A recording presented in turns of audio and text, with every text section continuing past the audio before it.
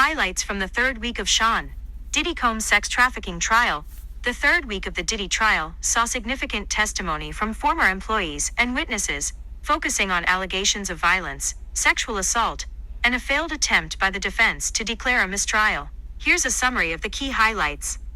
Capricorn Clark's testimony.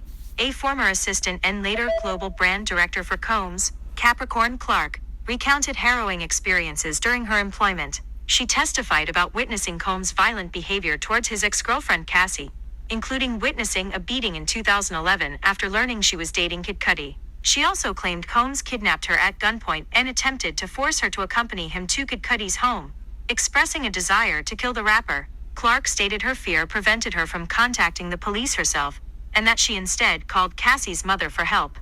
Mia testifies to sexual assault. An ex-assistant, identified as Mia, testified under a pseudonym and accused Combs of sexually assaulting her multiple times over an 8-year period. She detailed instances of forced kissing, unwanted sexual contact, and rape, stating she continued to work for Combs out of fear and shame.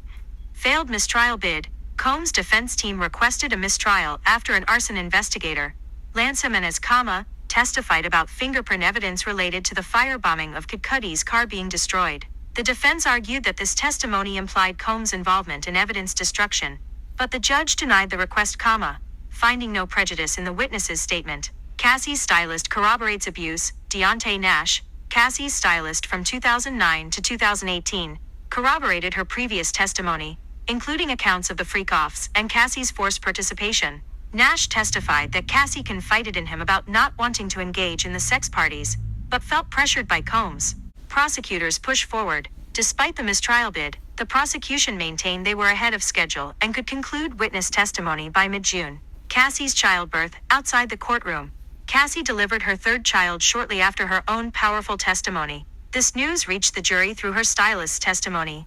Focus on racketeering charge.